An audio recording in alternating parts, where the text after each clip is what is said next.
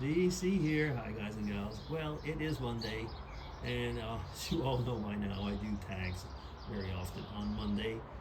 No exception. The tags were out also, all the questions were out quickly, and so I just finished doing Jasmine's tag, and I will be plunging in, diving into Dave Nicholson's last Saturday's 7-question tag. Hi there, Dave, and I hope you're doing well. And let's get into those questions. Question 1: What would your priceless MasterCard-style commercial be? I don't actually know what this is about. I mean, I know MasterCard is a credit card, of course, but I don't know what the priceless MasterCard-style commercial is. I get that it has to be some type of commercial for what I would do with my credit card. I guess actually I would do a commercial in this way, and it happened to me once. At one time I had two credit cards. I had a Visa and a MasterCard. They were both from the bank, and I was in Boston at a work style conference, and I was checking out of I don't remember which hotel it was in Boston, but it was in Cambridge actually. So, and my Visa had a problem. It wasn't getting through, and finally, after I did find it, it was a glitch in their system. There was no problem, but there was a real problem because I wasn't able to pay when it was happening. So I pulled out my MasterCard and paid my hotel. That would be a priceless MasterCard commercial. When Visa can't, we can. Okay. Yeah, I managed to answer that one. I didn't think I'd be able to. Okay, question 2. Can you think of a time when impossible became possible?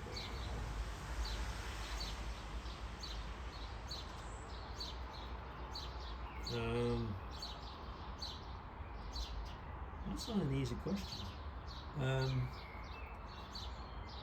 Maybe when we bought the house, we were looking for a place to buy, and I just recall everybody that we live in Switzerland, so the prices of houses here are very high, and the down payments are very high, and we didn't quite have it. And Mrs. DC took a bus and saw a little sign written by hand on the gate post, and she stopped and looked at it. It was written "House for Sale," and there was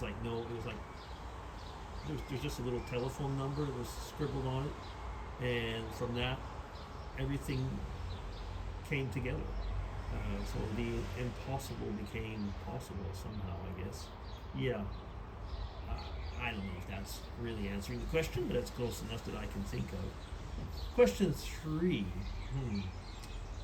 Why do you matter? Because I'm alive. Because I'm loved. Because, like I say, I'm loved not only by my family, I'm loved by God, and that's enough. I matter. Yeah. I am me. Question 4. What have you changed? No, how have you changed? How have you changed in the last 5 years? Well, I'm in my 3rd year of retirement, so that's a big change. And if I look at it, 5 years ago was, basically early 2020 was leading into the pandemic. So a lot of things changed. My work changed in a way. The fact, that I had to change what I was doing in regard to projects that we had in Ireland, for example, and other countries. All of that changed. And then retirement meant, a change in lifestyle, a change in income, a change in a lot of things.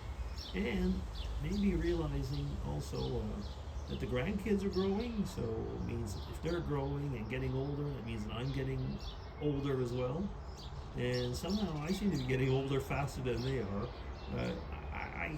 What I mean by that is, of course, you feel your age more once you get maybe to retirement. At the same time, one thing that has changed in the last 5 years, especially in the last 3, the retirement period is, well, maybe there's another type of pressure. It might be more of a, there's not a work pressure. No, there's not that work pressure. The financial pressure, well, it's there. What you realize is that you just simply have to cut back, and you have to cut back a lot. But it's a completely different feeling. Yeah. Okay, that's question 4. Question 5. What are you sure of in your life? Oh, that's kind of like the question 3. Why do you matter? What are you sure of in your life? Well, that I'm loved. That I'm loved, and that I'm sure of in my life. Well, actually, my security. I was going to say my spiritual security, my love of God, and vice versa. But let's keep it terre à terre. And what I'm sure of in life is basically, the love of my family and vice versa. Yeah. Okay, well, let's keep it at that. That's okay. That's a good answer. Question 6. When you think of home, what specifically do you think of? And they put home in inverted commas. Well, first off, home for me is here. We have been here. We left Canada and emigrated, basically. This is 40 years ago now, 40. But we've been in the house here now for 27 years. Yeah, 27 years. And clearly this is home. This is where the boys graduated, got married, the grandchildren are here, and it's our home. This is our home.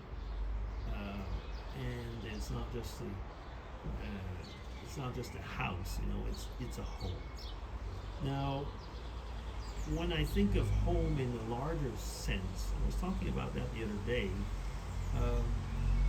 When I go back to the land of my ancestors, no, I'm not talking about Ireland. I'm not going that far back. When I go back to Canada, there's a baby's crying somewhere.